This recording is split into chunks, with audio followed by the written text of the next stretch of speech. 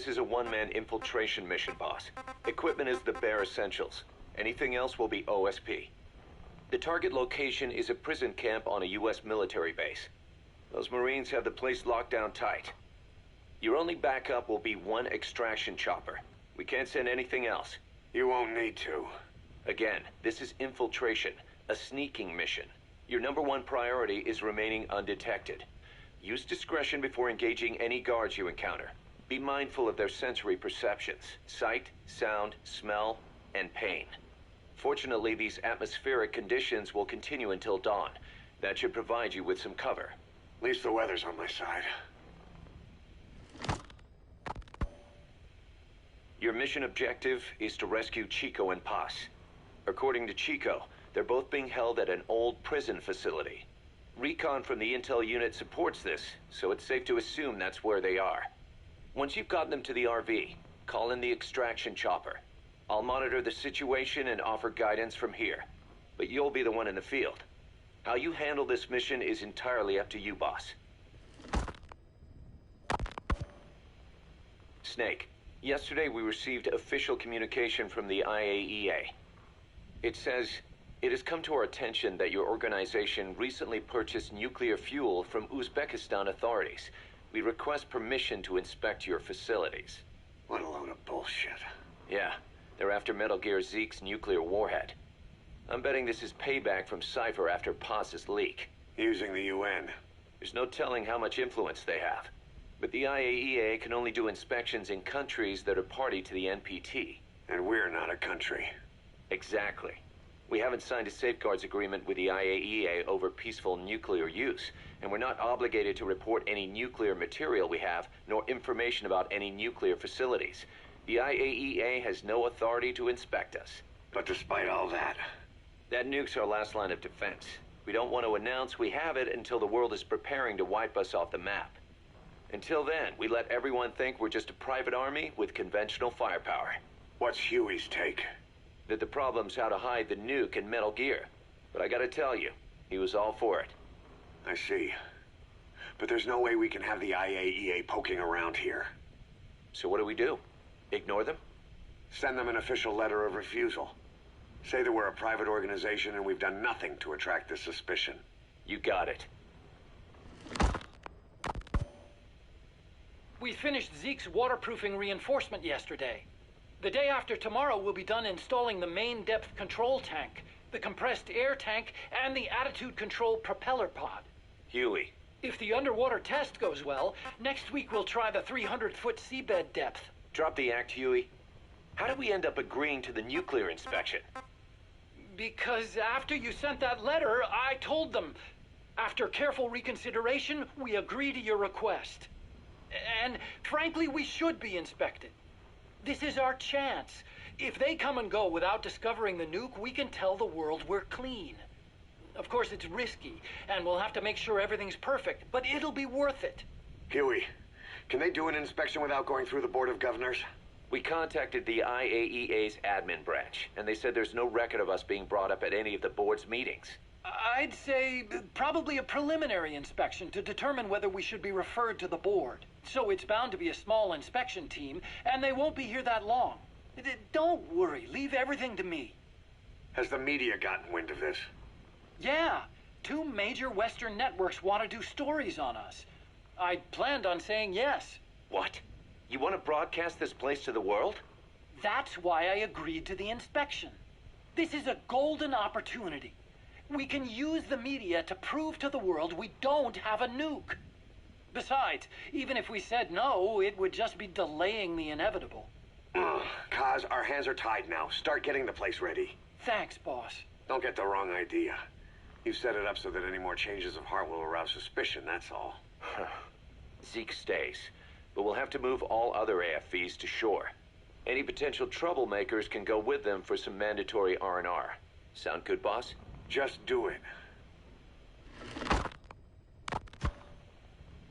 About the inspection, what do we tell the men? The truth. What else? The one thing we don't need to worry about is anyone here spilling the beans about Zeke. Good point. What about the Sandinistas? There's still quite a few of them left on the base. I hate to say it, but it won't look good having Soviet bloc personnel here. The problem is, moving a group that size in a hurry would look even worse. At least Amanda's on assignment in Cuba. They'd recognize her. She should stay put for now. All civilians save Huey will have to return to their countries. Even your Parisian.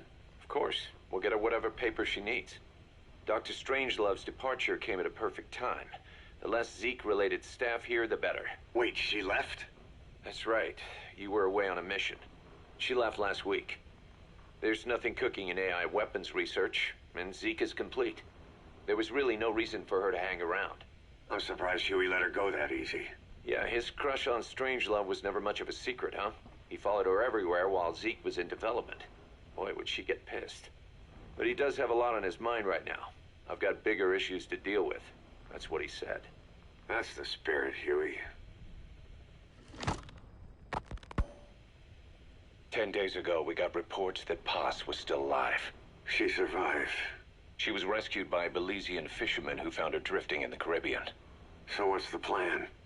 Silence her before we're compromised? No. I've got something else in mind. Our friends at Cypher suspect Paz could be a double agent.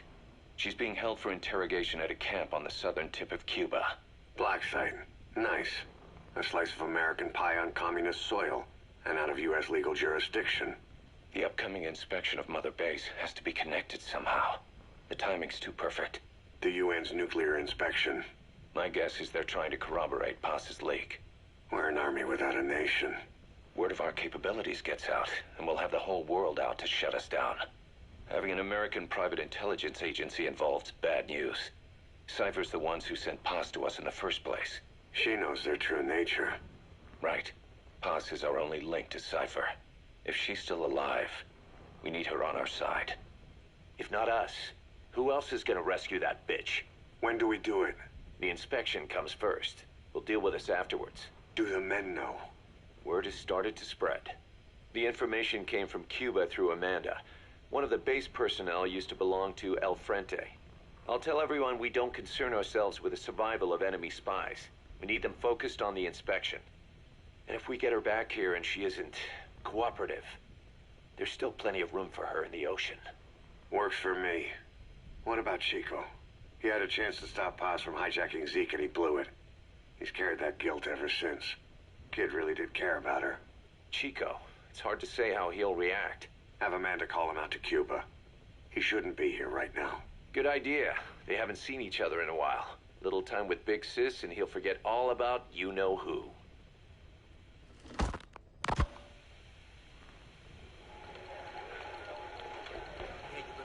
What? Still no sign of Chico? What's going on? It's Amanda in Cuba. Our resupply package arrived, but Chico wasn't with it. Relax, Amanda. I'm sure he's just exploring Havana or something. First time in the big city. Could have gotten carried away. Cos, wait. The boat Chico was on, did it stop anywhere before it got to Havana? Yeah, it had to refuel at Santiago de Cuba. You don't think... Oh, shit. You gotta be kidding me. He does this now? It's 60 miles from Santiago to the prison camp. Chico used to cross the mountains with the older Sandinistas like it was nothing. He'll make that in 3 days. Still, even if he does find his way there... You know how reckless he can be. Chico thinks we've abandoned Paz. That's why he's doing this. We'll start by having the intel detachment in Cuba look for him. We can't let him be captured. There's some cages to the east of a big building. East an old grassy facility. That's where we are. Help me, Snake. It's a setup. We have no choice.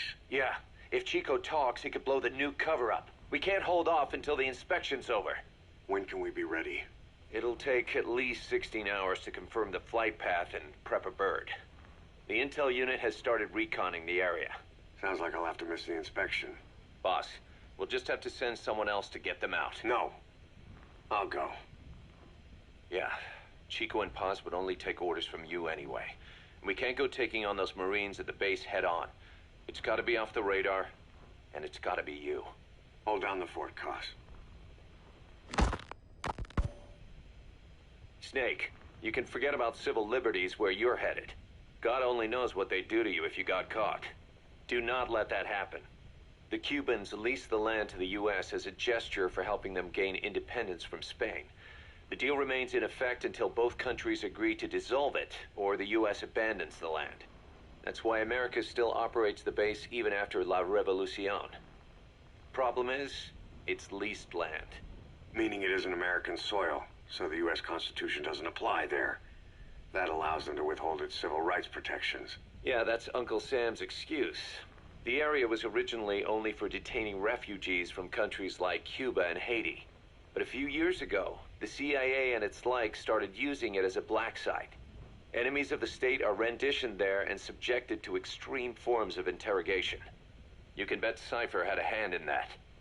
As you'd expect, American and other Western human rights organizations aren't allowed anywhere near the place. What happens there disappears down the memory hole. Who knows what they're doing to Chico and Paz? I'd like to interrogate her ourselves. But if worst comes to worst, make sure she's dead. Chico, on the other hand, we have to bring back. Fast. He knows too much about us. Cos? The area is surrounded by mines placed by both the U.S. and Cuba, making escape on foot impossible. You're heading into the Lion's Den, Snake. Don't take this one lightly.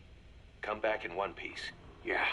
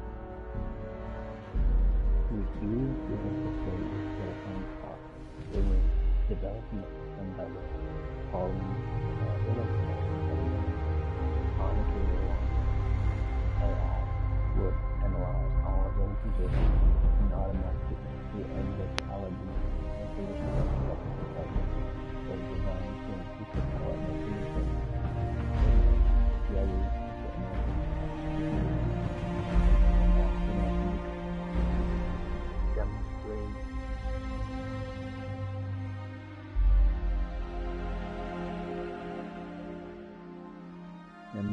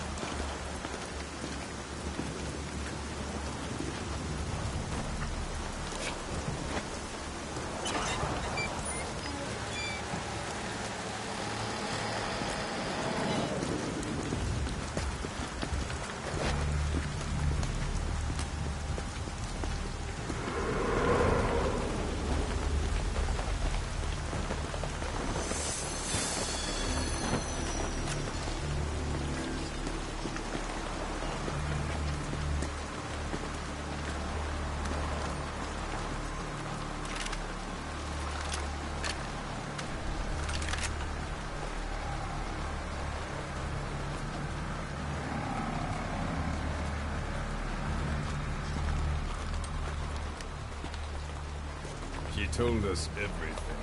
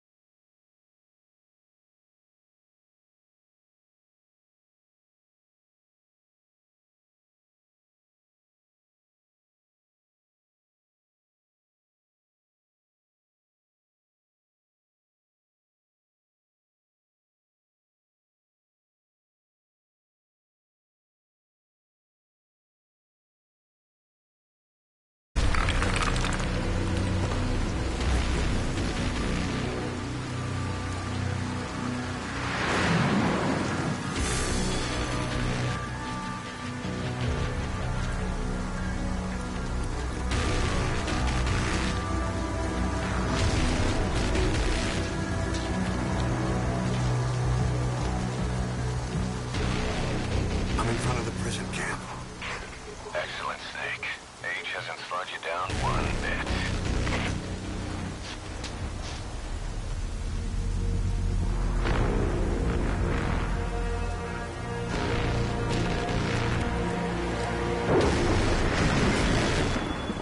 Kept you waiting, huh?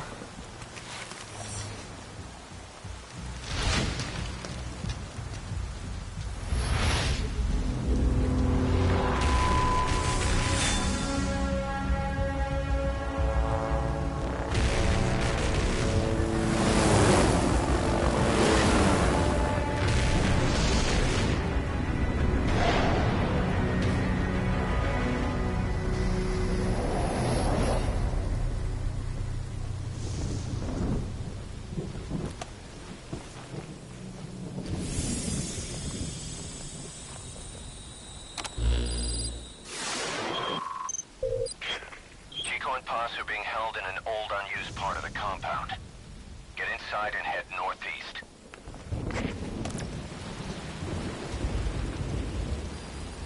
Mission info has been... This is an infiltration mission. You've got to stay out of sight. Before you go any further, use your binoculars to recon the area.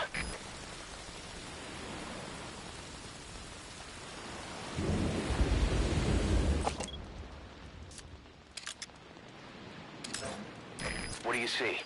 Press the call button to get more intel. It's a guard. Don't let him see you. Avoid combat whenever possible. Those are U.S. Marines on watch, not the type to go easy on intruders. An anti-air gun, a chopper's worst nightmare.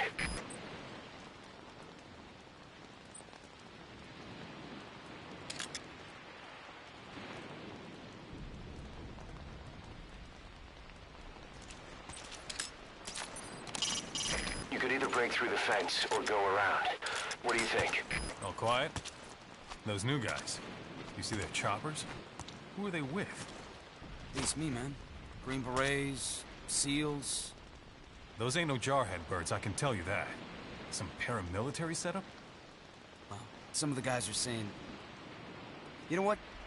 Best we just drop this, all right? Sure.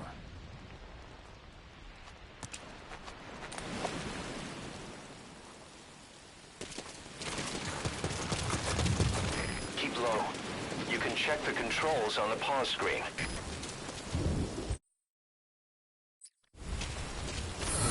If you ready your weapon while crawling, you can move horizontally left or right. If you do that holding the dash button, you'll move faster.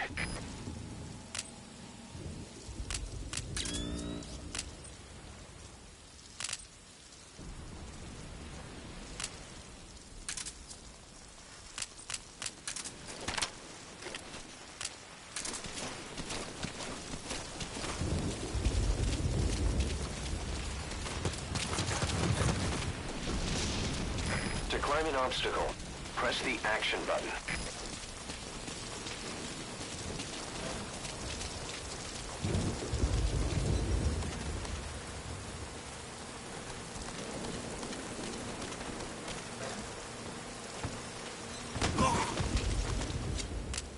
Call them.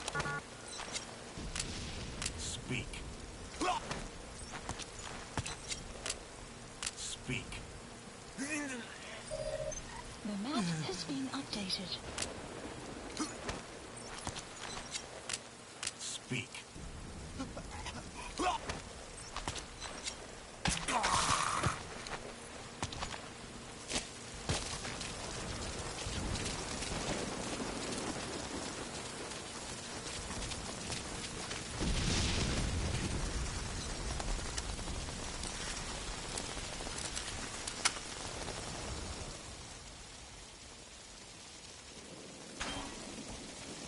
Now head east to the old prison area. You can bring up the target's location on your iDroid.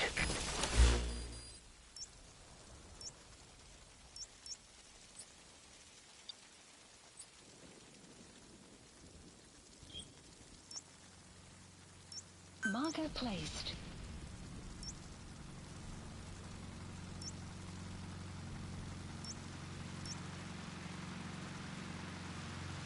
Marker placed.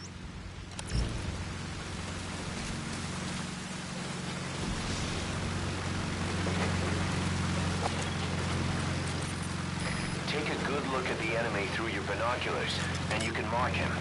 Marked enemies can be sensed when nearby, even if there's a wall between you and them. But it only works if you stop and take the time to focus your attention. This helps you maintain situational awareness. Try it.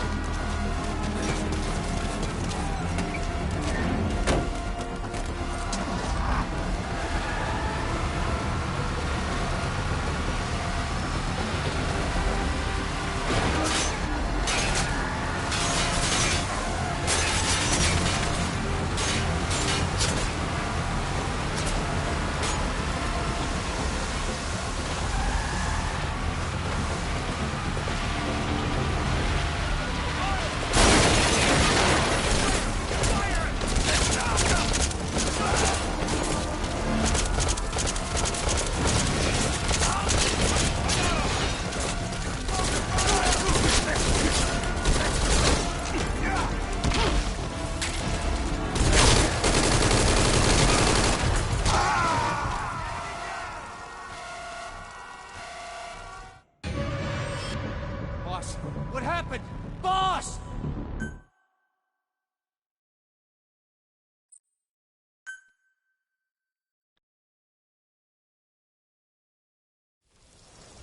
This is an infiltration mission. You've got to stay out of sight. Head for the old prison. You'll find the targets there.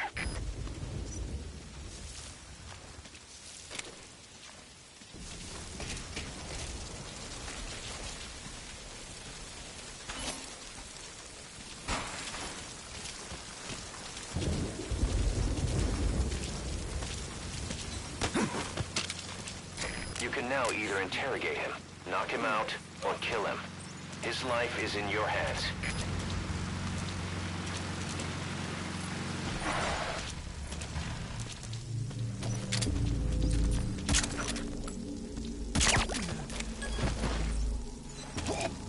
You should move the bodies of enemies somewhere out of sight.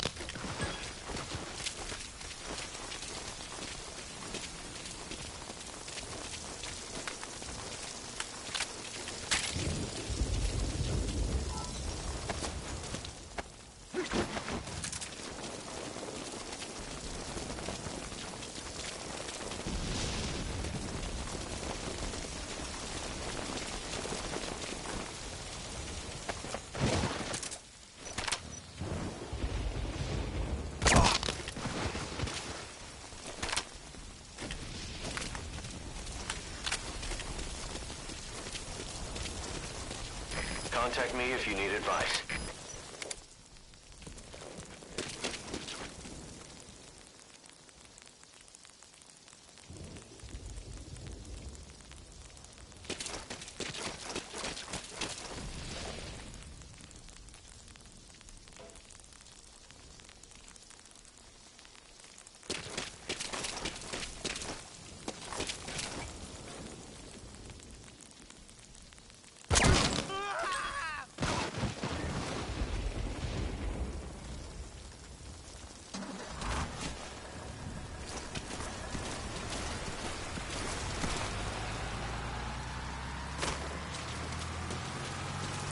that rain just won't let up. It'll help you stay out of sight, but watch you don't get hypothermia.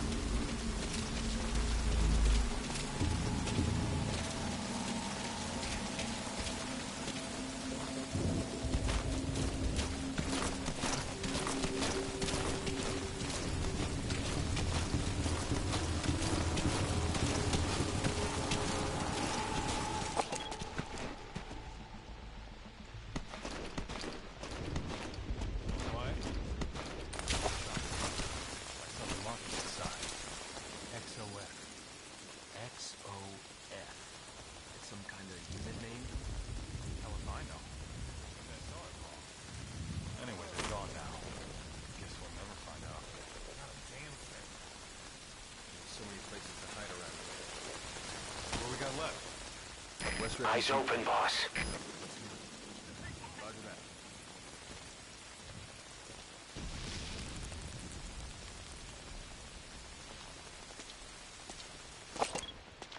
Take a good look at the enemy through your binoculars, and you can mark him. Marked enemies can be sensed when nearby, even if there's a wall between you and them. But it only works if you stop and take the time to focus your attention. This helps you maintain situational awareness. Try it.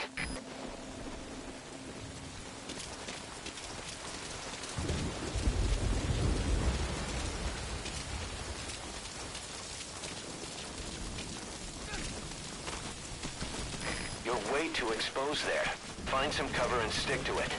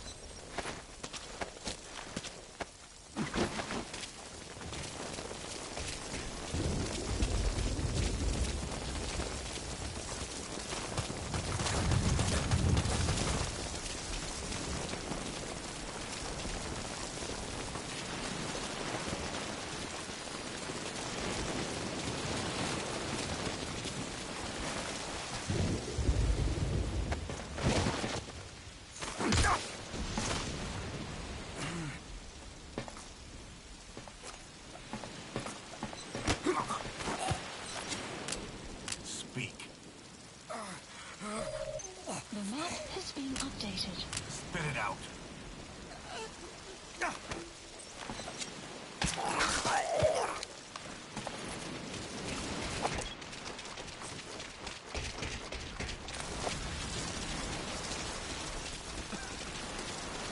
That's the old prison area.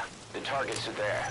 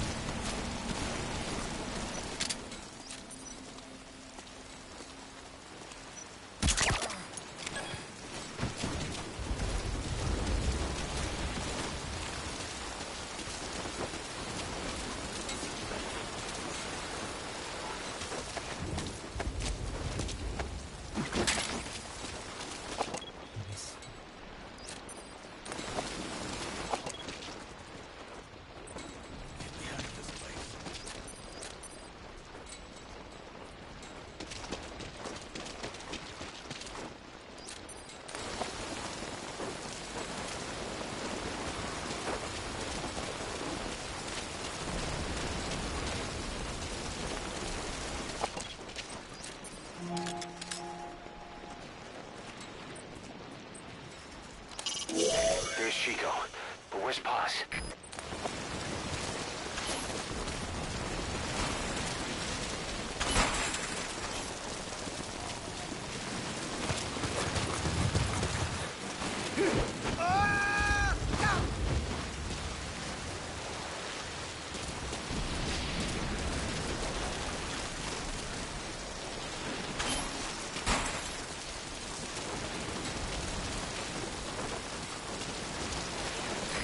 Someone in there. What do you plan on doing?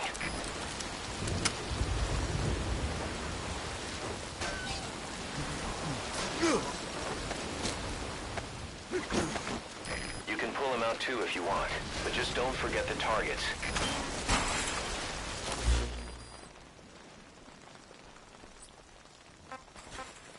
Please select a landing zone.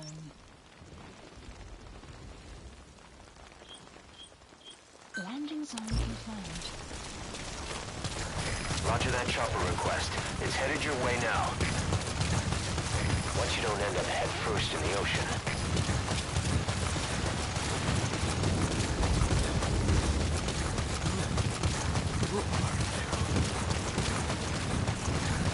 What then are you?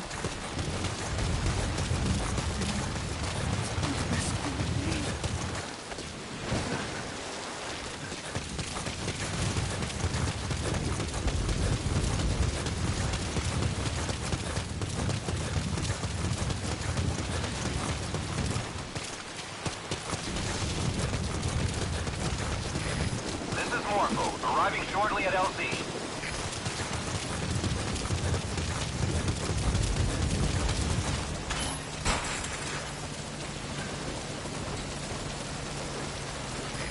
This is Morpho. Have arrived at LZ.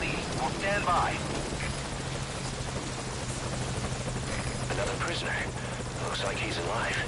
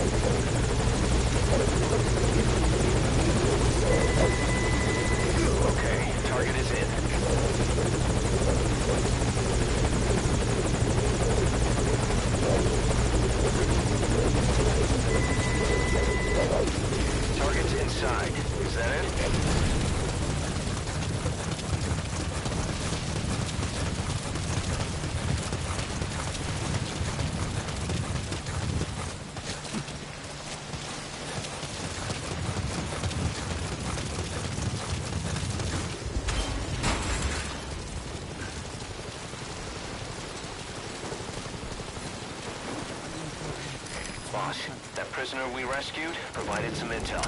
He says he knows the location of a unit patch. I don't know what he's talking about, but I've marked the location on your map anyway. The map has been updated. Landing zone. This is Morpho, returning to target marker.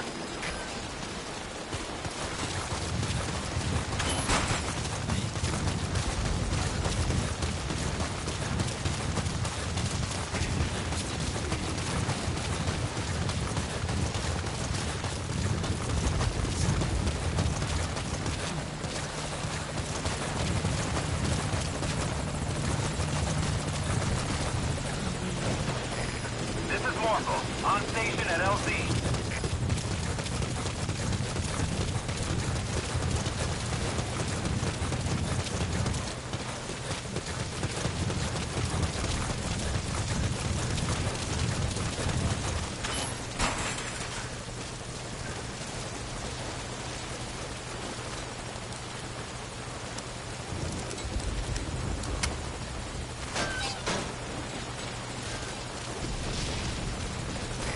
POW.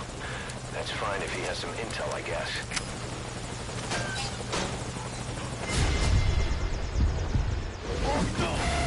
This is Morpho. In hot.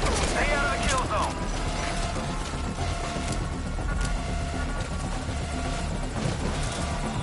Fire team, this is CP.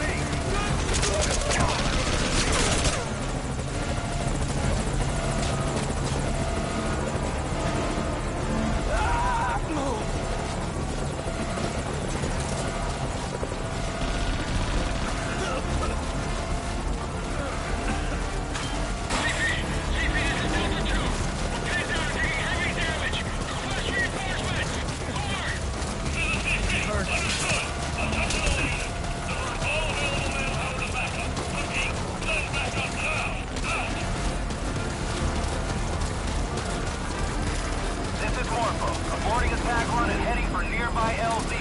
Don't keep me waiting. Get on board as soon as I touch down. This is Morpho, on station at LZ. This is Morpho, in hot. Stay out of the kill zone. CP, this is Delta 3.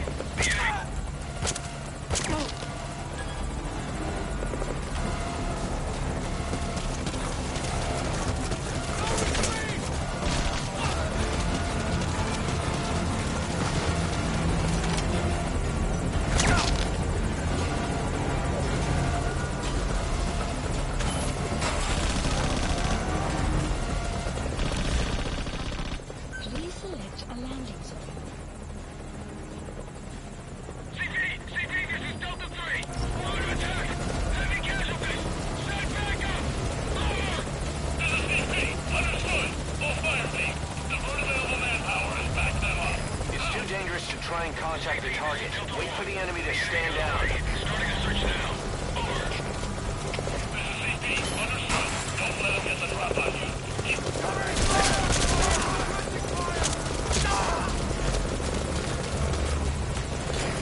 This is Morpho. I've taken fire. Some damage to chopper. Fire! Reload! They're standing through.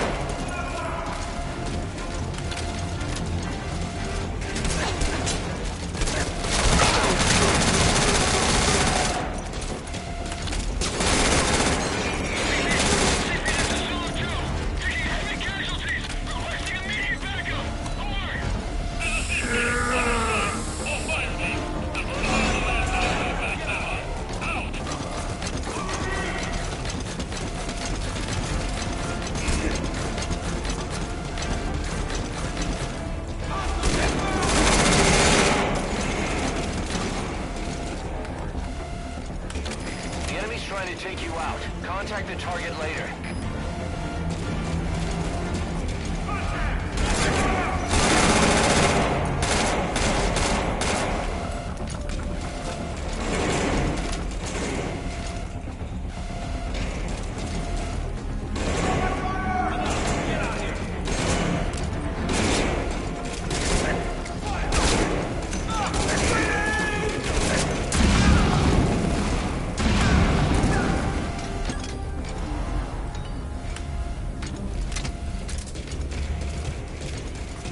Don't do anything rash.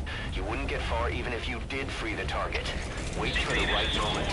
Hostile gun out of sight. Searching now. Over.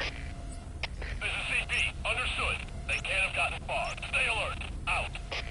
Marker placed. They're standing down. Make contact with the target.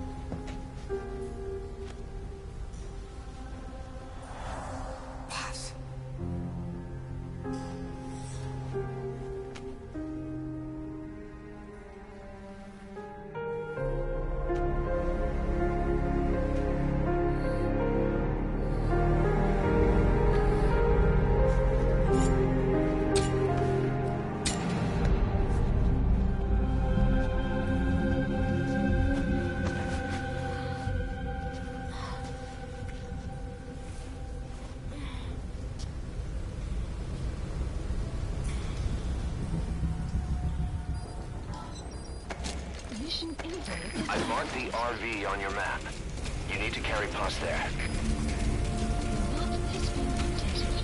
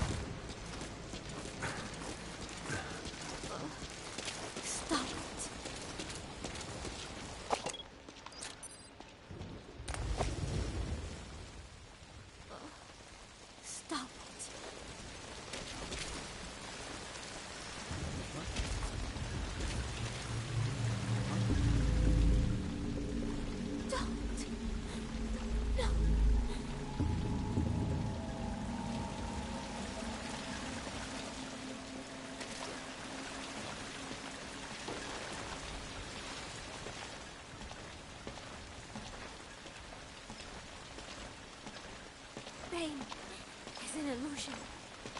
Pain's in the mind.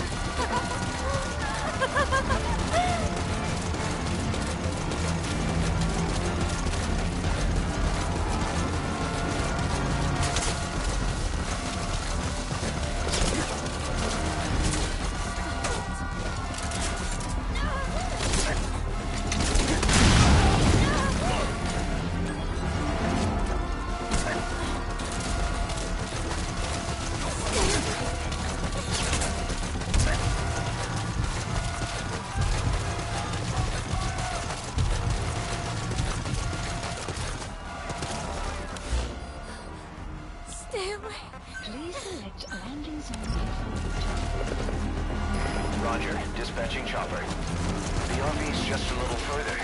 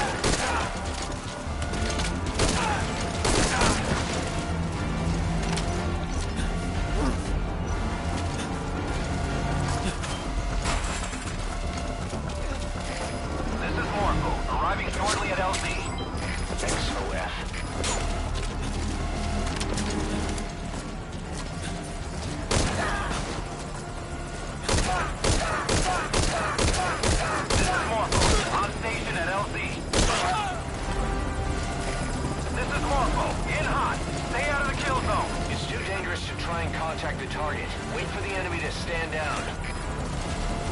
All fire teams, this is CP. Focus all your fire on that enemy chopper.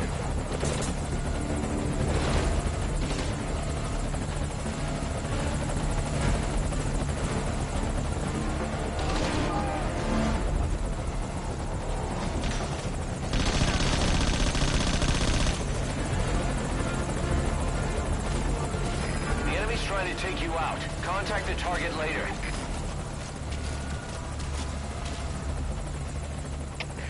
CP, this is Zulu 1. No sign of the enemy. Searching the area. Over. This is CP. Understood. Watch yourselves. Don't let them flank you. Out. They're standing down. Make contact with the target. This is Morpho. No targets remaining. Ending attack run and we'll... Chico. Chico.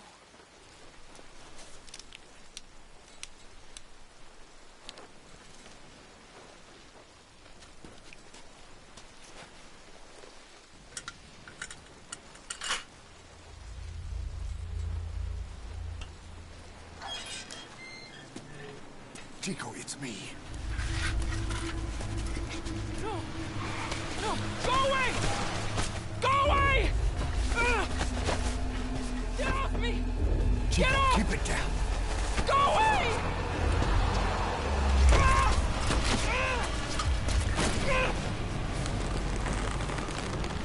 Chico, calm down. Calm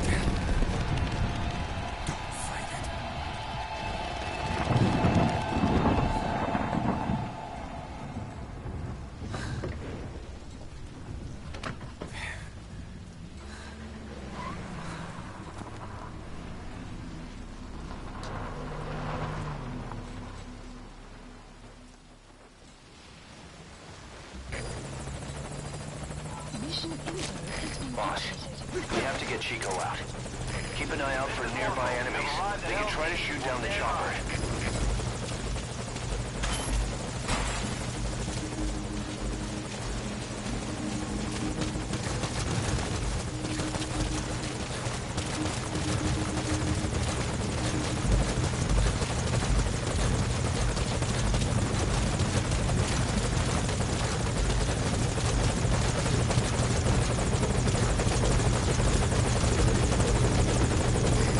Target on the chopper.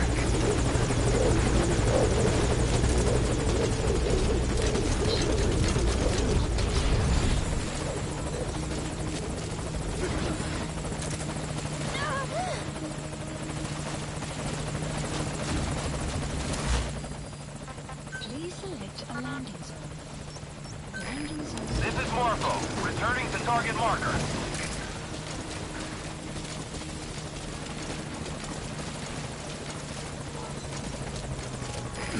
This is Morpho, on station at LZ.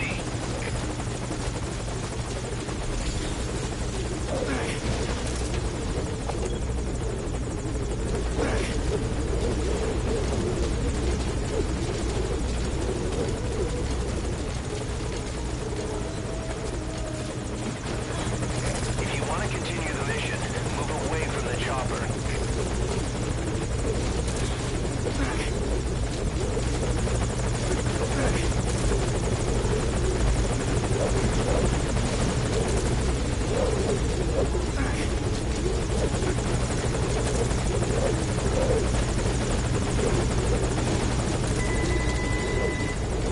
He's coming too. Roger that.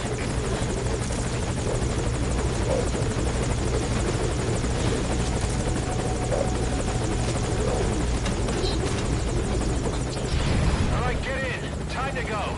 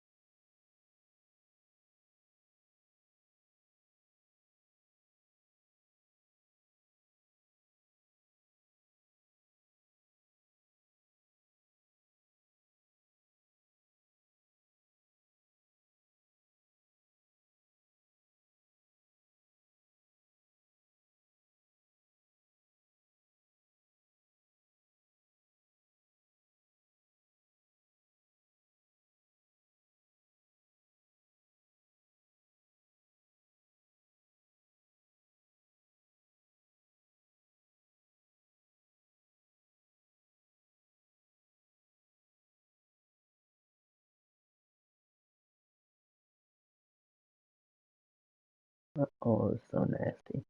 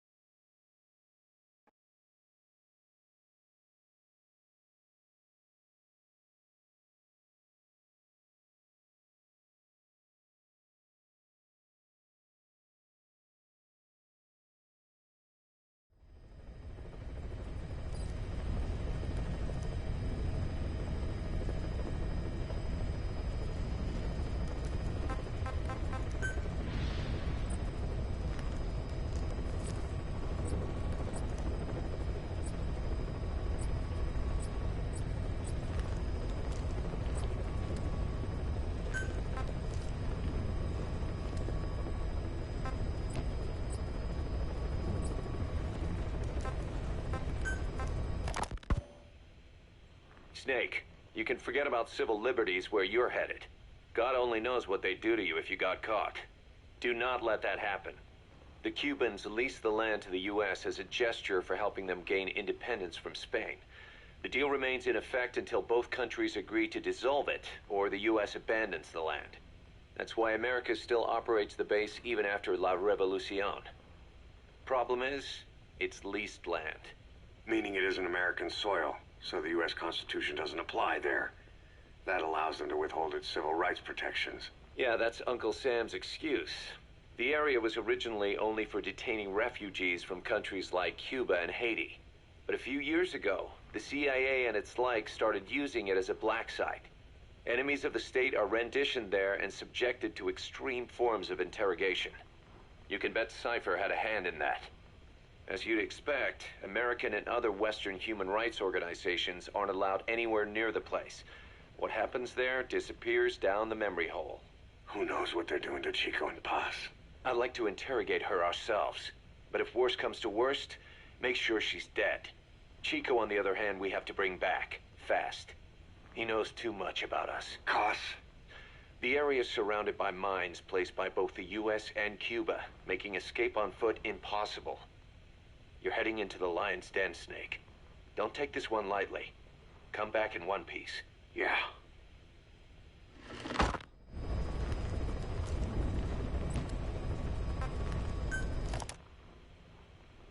I heard about Paz's tapes. Yeah. Why do you think she'd leave him behind? And that diary? Whatever it was, her commitment was wavering. That much is clear. So she was leaving clues to help us? No way to know for sure. And the ocean's not giving her back.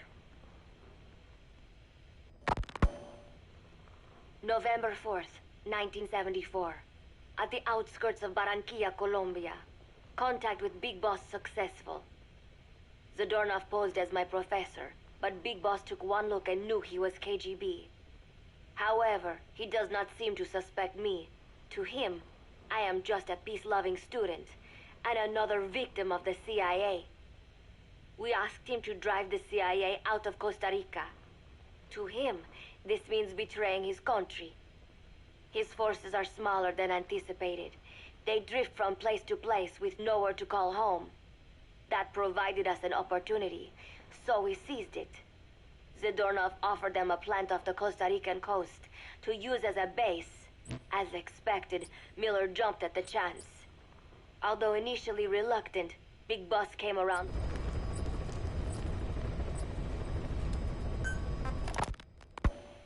As of today, I will be living...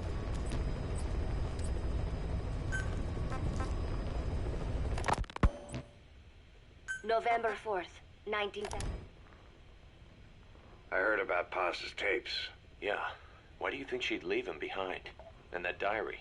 Whatever it was, her commitment was wavering. That much is clear. So she was leaving clues to help us? No way to know for sure. And the ocean's not giving her back.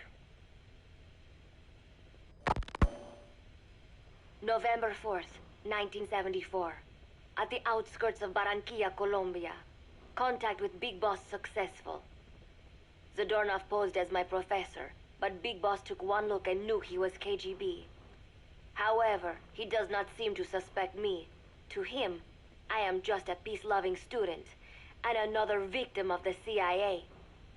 We asked him to drive the CIA out of Costa Rica. To him, this means betraying his country. His forces are smaller than anticipated.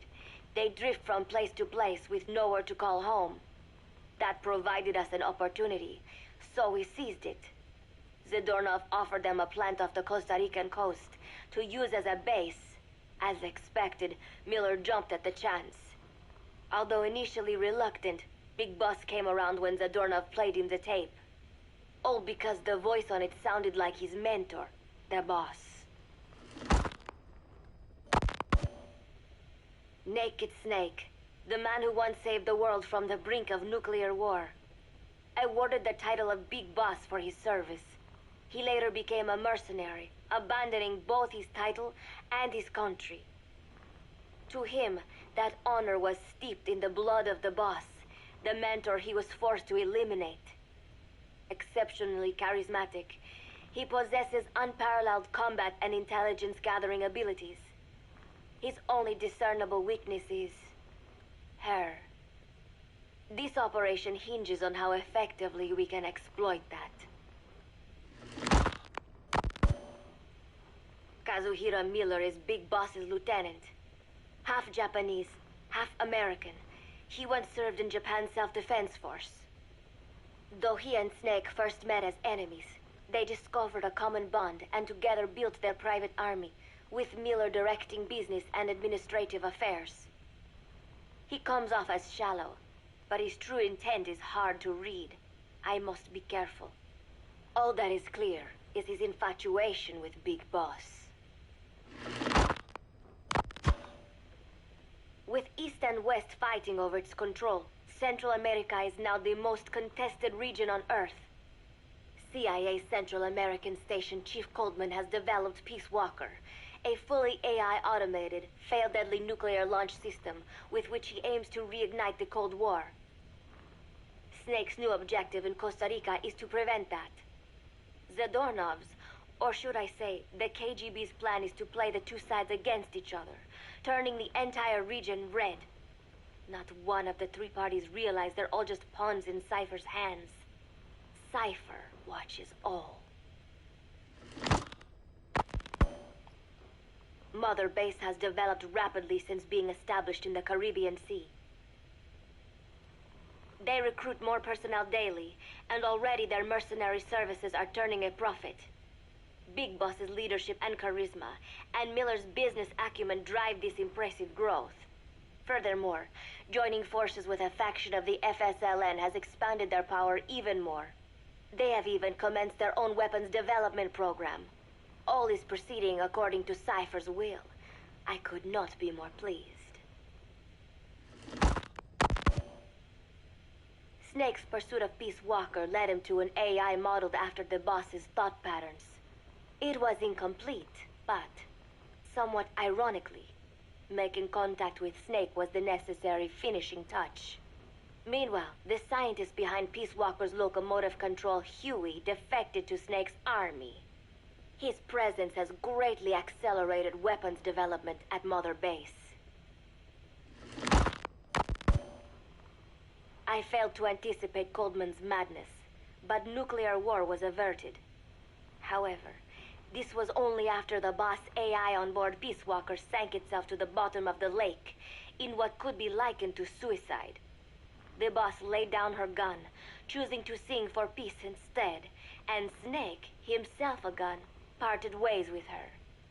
In doing so, he reclaimed the title he once abandoned. He is Big Boss. Zadornov has been detained. Since this leaves my cover identity without a guardian, the Mother Base staff has taken me in. I am now better placed than ever to monitor their internal affairs. Everything continues to unfold according to plan.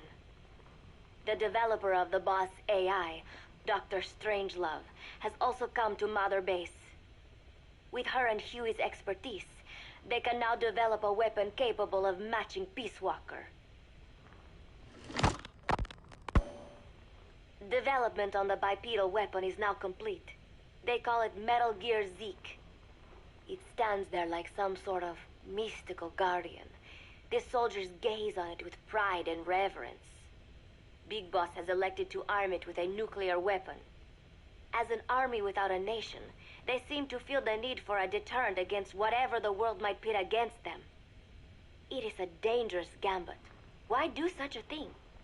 Their nuclear strategy differs from the Americans and the Soviet Union. The superpowers deter attack by revealing their nuclear arsenals to one another. Snake and his men know that if they were to go public with this, the whole world would unite against them. Business would dry up overnight. So they do not plan on revealing the nuke until necessary. This ace-in-the-hole approach is their idea of a nuclear strategy. Wielding a deterrent, all the while unable to reveal its existence. I wonder if Snake sees how vulnerable this makes them. Yes. Hijack Zeke? Yes, I did indicate that to be our leverage. But I cannot imagine his agreeing to that now. But did you not raise them to safeguard your governance without borders? No, no. I have not forgotten. Cypher Watch is all. Yes, things are proceeding, but modifying Zeke has not proven easy. I am using Zadornov to buy some time. No, I have not forgotten what you said. However, well, forgive me for asking, but this is you I am speaking to, isn't it, Cypher? I will fight Big Boss. The world must be ruled by a single will. To defy Cypher is a fate worse than death.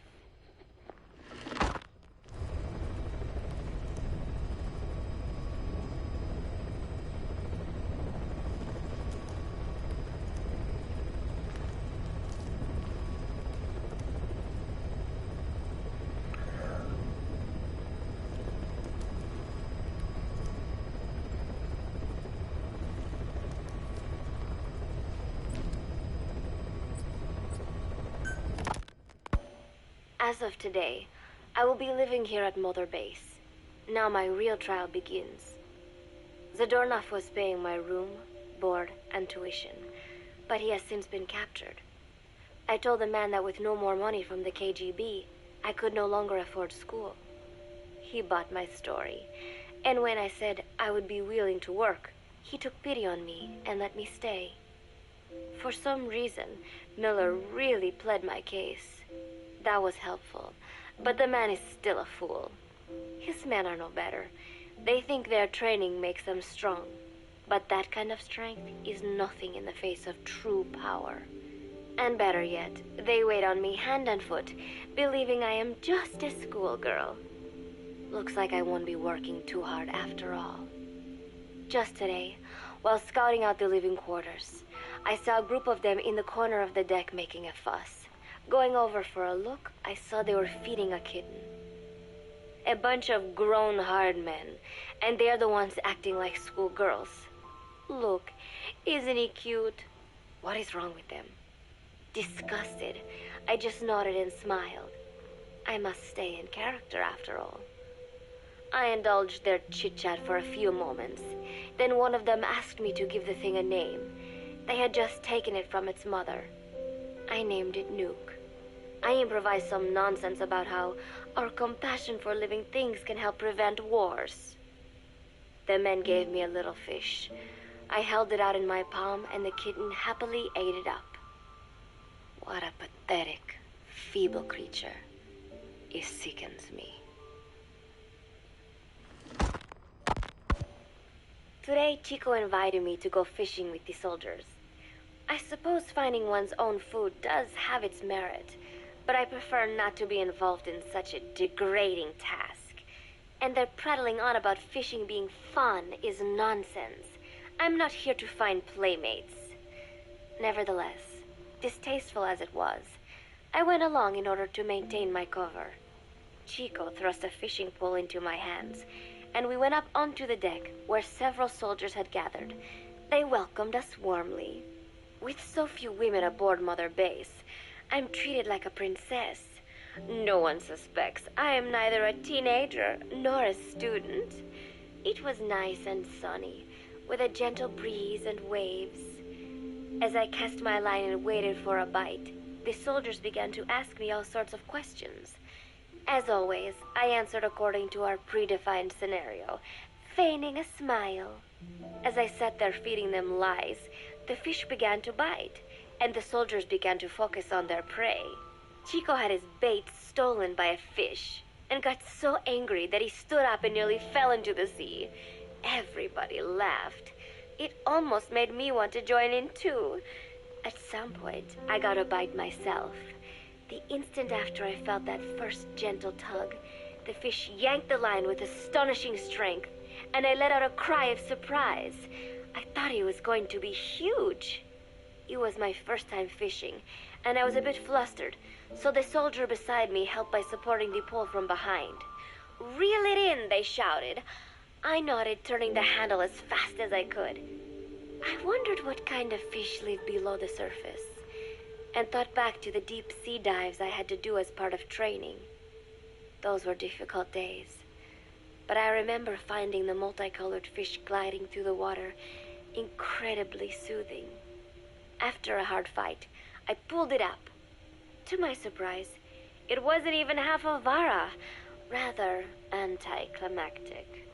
But I wasn't doing it for fun, so I wasn't the least bit disappointed. Nuke was hovering nearby with an expectant look on his face, so I gave the fish to him. All in all, a thoroughly wasted day. Preparations are coming along nicely. No one suspects me of being the one to let Zadarnov out of his cell. Today, Amanda and I taught Cecile how to make gallo pinto. It is a simple home-cooked dish consisting of black frijoles mixed with arroz. It is well known throughout Central America, not just in Costa Rica, so it is no surprise that a Nica like Amanda would be good at making it. But I was raised in the States from a very young age, and can hardly even remember my mother's gallo pinto. Having to make chit-chat with that clueless bird lover and the so-called revolutionary was excruciating. And, clueless or not, I will need to be especially careful around Cecile, the one who actually recorded that tape. Thankfully, Miller and his men seem to believe I mistook the tape I found for one my friend made. In any case, one can never be too careful. Anyway, the three of us minced garlic and herbs, then cooked them in a pot with frijoles we'd soaked overnight. While waiting for them to cook, we sautéed onions and arroz in a frying pan. Cecile worked the frying pan according to Amanda's directions, but seemed a bit glum. She does have a knack for cooking, though. She is French, after all. We added water to the pan and watched the arroz begin to steam. While we waited, Amanda shared memories of her mother with us. They had been separated because of Simosa, but the taste of her mother's cooking was still fresh in her mind. When the frijoles were ready, we drained the water, stir-frying them with the rest of the vegetables. Quite a complicated process for home cooking. Nonetheless, it kept them occupied. The longer we sat and talked, the greater the chance of my arousing their suspicions. With women, it is not enough to just bat your eyelashes and giggle. It takes a lot of effort to divert attention. When the arroz was done cooking, we folded it into the frijoles and added salsa, stirring the mixture as it simmered. At this point, for some reason, the conversation turned to romance. Why does it have to be that way whenever women get together and chat? Cecile fancies herself to be well-versed in such matters, and gave Amanda all sorts of advice. It was harmless enough, until, to my irritation, she began pestering me whether there was anybody I liked. Not right now, I said, trying to dodge the question. But she pressed on. It's Snake, isn't it? I gritted my teeth and played it coy. Maybe. Cecile nodded and giggled. He is pretty sexy, isn't he? What a ditz. It's all I can manage to just survive. The thought of romance has never once crossed my mind. I have no interest in that kind of man. Soon enough, a rich aroma began to fill the room. The gallo pinto was ready. Nuke came over and rubbed up against our legs, looking for a handout. Unfortunately, it was not the kind of food a cat would like. We let a few of the soldiers have a bite, and then headed off to the mess hall. The home-cooked flavor we'd achieved was a big hit with the men of MSF. Not that we are trying to impress them or anything. Even I could manage a dish like that. Snake enjoyed it too. Let me make this absolutely clear. I have no interest in that man. Football, or soccer as it is known in the States, is extremely popular here. It has not caught on yet in the US, but it has legions of rabid fans all across Latin America. These fans can get so rowdy that it is commonly believed El Salvador and Honduras went to war in 1969 over scuffles in a soccer match. In reality, tensions between the two countries were already high. The match was merely one of the sparks that set them off. But these people are so passionate about this sport that the story seems plausible. Predictably, many of the soldiers here are fans. They have apparently divided themselves into Costa Rican and Nicaraguan teams and started playing each other. To play, you need a ball and 2 goals. The R&D team built and set up simple goals on the deck. I had absolutely no interest, but Chico insisted that I come and watch. It was not a proper match by any means. The pitch was not even regulation size, but the players and spectators alike got pretty excited. They banged empty cans and shouted cheers through the handmade megaphones. It almost felt like carnival. Huey, the referee, blew a whistle to start the match. The soldiers' training has left them in excellent physical shape, but they lack the honed skills of professionals and their play was quite rough. Midway through, one of the men collided with another. They started shouting at one another, but Huey stepped in. "I thought we had forsaken our countries, become one with the earth," he said, quoting Snake. "We're not competing for national pride here, and we are not fighting for the good of any one country. This is not a war. Soccer is a peaceful sport, am I right?" The soldiers nodded. They know the pain of war, and they share Snake's vision. Perhaps that is why all this resonates with them. Team Costa Rica was down a man, and somehow I was picked to fill in. Costa Rica had the advantage up until that point. I suppose Huey wanted to keep it balanced. The soldiers agreed with Huey's call. Maybe the Costa Rican players felt an even matchup would be more fun, too. I could not be bothered to run at first, but chasing the ball out there in the hot sun, I was soon drenched in sweat. Before long, I found myself actively seeking out the ball, partially out of desperation. I picked up a loose ball deep on the opponent's side of the field. Even though he's Nicaraguan, Chico cheered me on, yelling, "Go for it, shoot!" I launched the ball as hard as I could, only to have it blocked by the keeper. Disappointment only increased my determination. In the end, I didn't score a single goal, and Costa Rica gave up its lead. It was really close, though. We congratulated each other on a good match and sprawled out in the shade on the deck, exhausted. The ocean breeze felt so nice on my sun-soaked body. Nuke came over. It is one of his favorite spots, and stretched out next to me. And together, we watched fluffy white clouds drift lazily across the clear blue sky. It was lovely out today, so I decided to sun myself in a lounge chair up on the deck when Strangelove came up to me. Despite the heat, she was in her usual long sleeves and pants. I waved at her.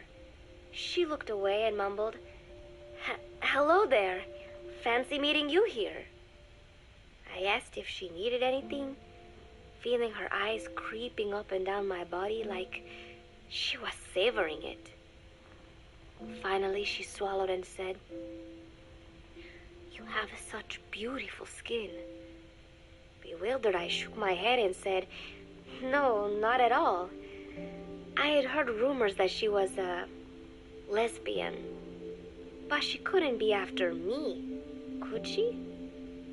She continued to stare and said, "No, it is beautiful, but you must not let yourself get so tanned." And then she took my hand in hers. "What is wrong with a little sun?" I asked, trying to cut the conversation short. But she shook her head violently. "No, you mustn't. A young lady should take better care of her skin." She was acting strangely now, as if aroused. She lectured me on the perils of tanning, how it ages skin, causing wrinkles and spots, and in the worst cases, even skin cancer. I knew already that tanning could cause spots, but I thought only pale-skinned Anglo-Saxons had to deal with that. Having a scientist tell me it causes aging, though, that spooked me a little.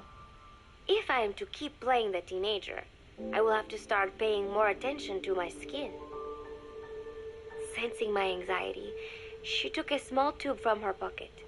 She said it was the sunscreen she always used. She told me to keep it. I didn't know what to say. I was more than happy to take it, but exactly what were her intentions. Was she merely being nice? Or is she really into me? Either way, there was no reason to refuse, I suppose. I have undergone training. An out-of-shape woman does not pose any real threat to me. Having power means not being afraid. It is the same on a global scale. A country with nukes can dictate terms to a country without them. I thanked her and took the tube. Then she offered to put some on for me. She squirted some lotion onto her fingers and began rolling it into my chest. It happened so suddenly, and I was so taken aback that I did not even think to protest.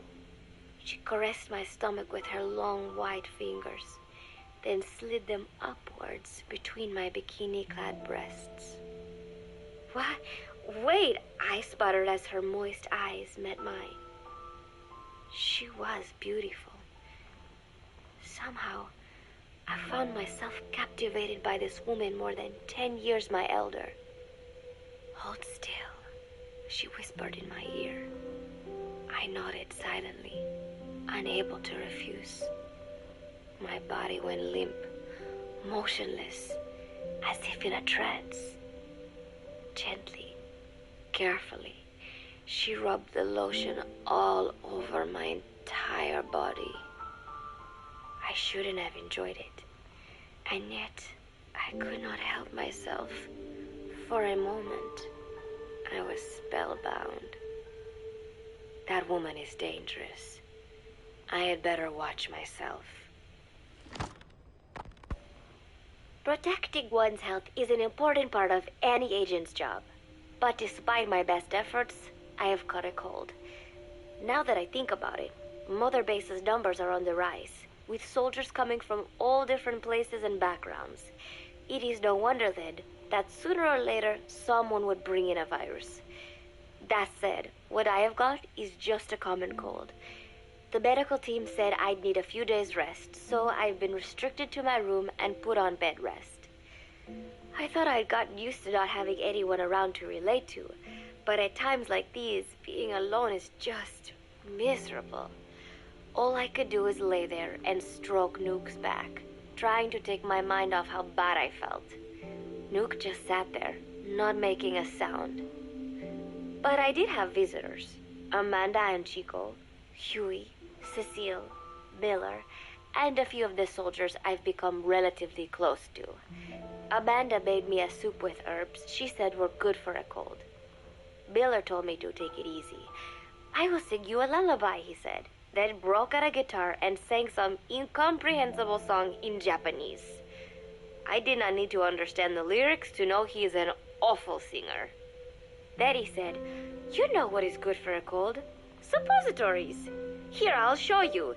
He began to take off his pants, so I threw my tissue box at him to make him go away.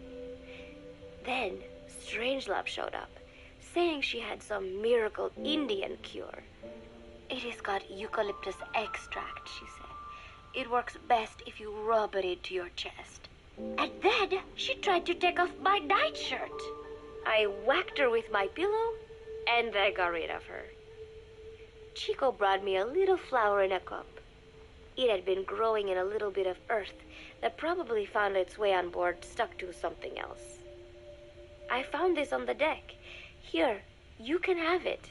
He tried to act nonchalant, but I am pretty sure he's got a crush on me. None of them understand. If they thought these little visits would cheer me up, they were wrong. Tonight, Snake himself came to my room. Like the rest, he believes I am just a schoolgirl and treats me as such. Why did you abandon your country? I asked him.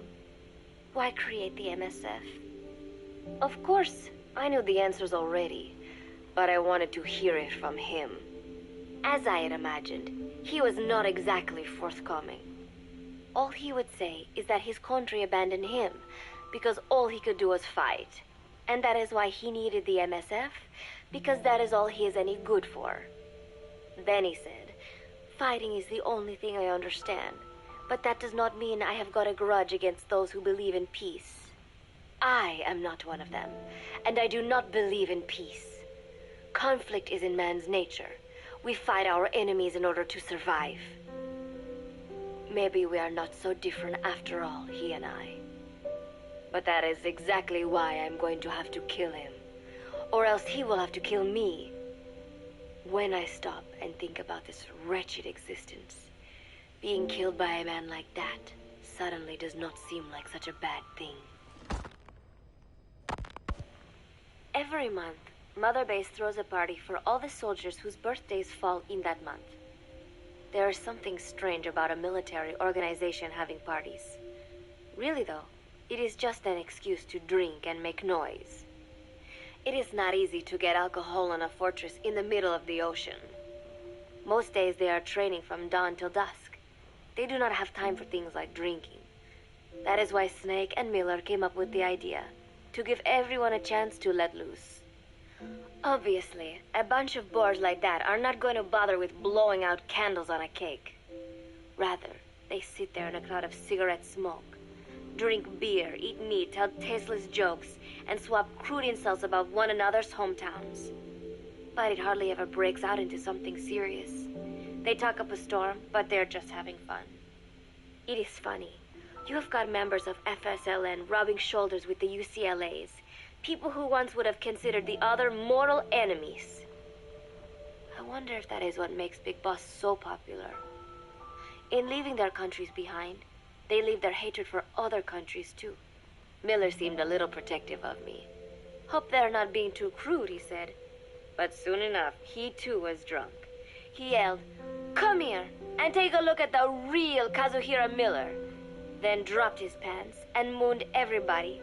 The other soldiers burst out laughing. I have never seen such a crude, ridiculous party before. And yet, all these people, laughing and acting the fool. Is this what they call peace? For some reason, I began to think about all that has happened since I came here. Fishing with Chico, cooking with Amanda and Cecile, playing soccer, having visitors when I caught a cold. When I stop and think about it, my time here has been the most peaceful of my life. But that is about to end. I cannot imagine he will be willing to negotiate. It seems I am to fight the legendary Big Boss. I do not know if I'll be able to beat him. But if I have to choose between death and defying Cypher, I will gladly choose death. The thought of dying does not scare me. But if I disobey my orders, the fear and despair awaiting me will be far worse than anything I can imagine. It was Cypher who took me in as an orphan, gave me food and a place to live. His orders may have been unreasonable, but I will never repay my debt entirely. It seems I have no choice. I must fight this man. I must fight Snake. Do you know Miller, Snake's right-hand man? Apparently has got at least one serious weakness. He is an insatiable womanizer. He does not bother me, most likely because he considers teenagers off-limits. But he has hit on every single one of the few female soldiers here at Mother Base. They ought to be telling him where to stick it, but end up falling for it so easily. I think some of it stems from the fact that he is actually not that bad looking. Anyway, today, that nasty habit got him in trouble. He and Snake got into one of their rare fights, and I was there to see it. They burst out of the showers, completely naked, trading punches. I am no child. The sight of a naked man does not make me blush. But this was something else. "Maybe this'll teach you," Snake yelled as he slammed his fists into Miller's chest. I heard later that apparently he had been two-timing someone, and that same someone had gone to Snake with her troubles. As I see it, it is her own fault for letting herself be deceived like that. If she is too dumb to see through Miller's lies, then she got what she deserved. But this was not the first time it had happened, or the second, and Snake read Miller the riot act. Miller argued back, and what began as a shouting match turned into a fist fight. "You son of a bitch," Miller yelled as he swung. "Not bad," said Snake, smiling, "but not good enough." And then he was back on the offensive. They had already been at it pretty hard in the showers, and their bodies were covered with bruises. Both of these men had been trained for war, their bodies deadly weapons. They were each bleeding from a dozen places. All this from a fist fight.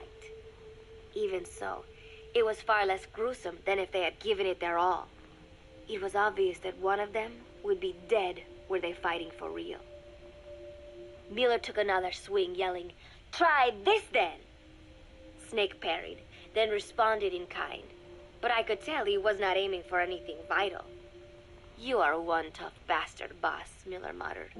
A smile crept across his face as he caught his breath. And then they went right on fighting. Blood and sweat flew off their glistening bodies. It was combat without hatred or hostile intent. I had never seen violence like this before. And yet, it was more than just a friendly tussle. They were utilizing every technique they knew. It was not a sporting match. They were not playing by the rules. How could they keep this up? At last, the two men tired themselves out, and the bizarre scene came to an end. They looked at each other's battered bodies, and then burst out laughing, embracing and congratulating each other on a good fight. It all seemed so idiotic. I still cannot fathom such behavior. But somehow, I got the sense that for all his womanizing, Miller really only trusted one person, and that was Snake. There was no way I could ever come between the two of them. And at that thought, I began to feel as if I had lost. All of Mother Base is preparing for a festival. Since Snake and his soldiers spend so much time fighting, they are setting aside one day a year for peace and relaxation. I do not know all the details, but apparently that is what Snake and Miller decided. These soldiers love the idea, of course. There is so little fun to be had here that everybody looks forward to events like these.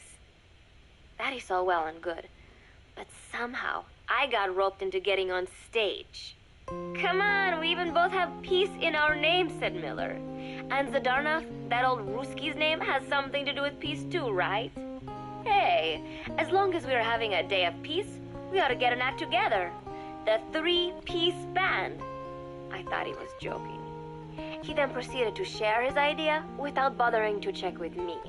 And now, I am slated to sing. Apparently, he had heard me on the deck one day, and since then he's wanted to form a band. Everybody's looking forward to it, so there is no way for me to back out now. I have never done anything like this, but it does feel kind of nice to know that people are looking forward to it. I mean, it cannot be any worse than Miller's singing, but modifications to Zeke are already finalized, and I must complete my mission. Betray Cypher now, and I will face a fate far worse than death. Still, there's no need to put things in motion just yet. What difference would it make to just wait a little while longer? A whole day of peace. The mission can wait until after that. Can it not? I know I am only delaying the inevitable. When the day comes, one of us will have to die. Snake or me. But still, if I could just come up with some way to stall Cypher, at least until our day of peace.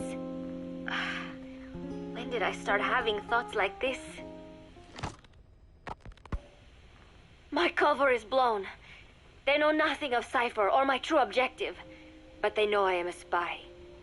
There is no more time left. I must act now. I must complete my mission. How did it come to this?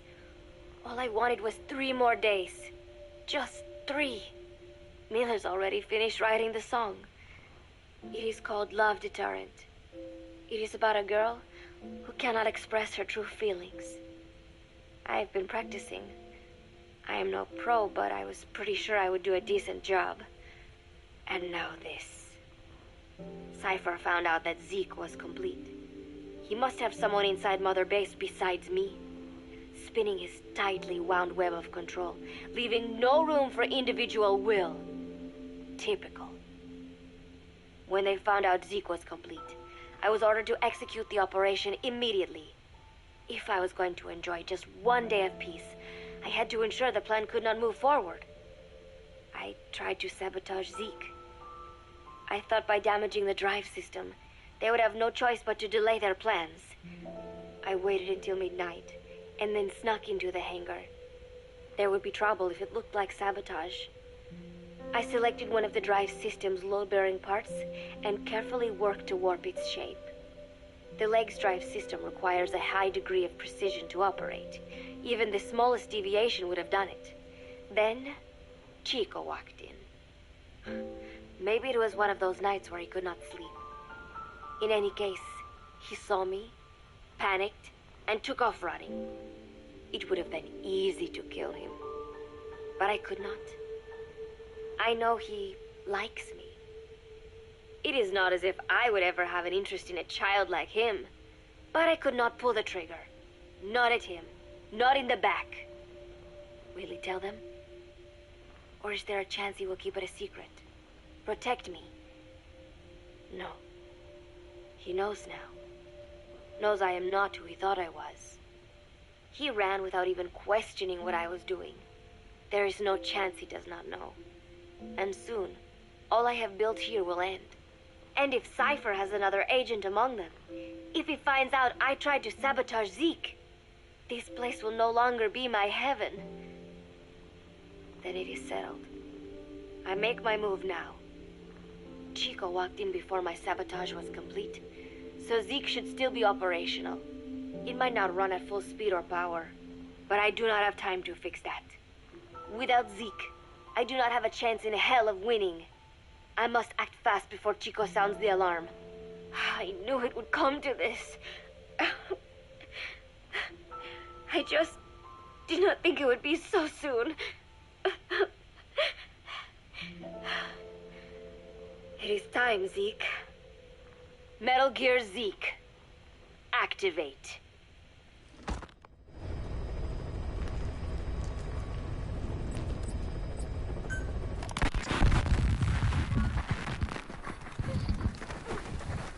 Bus!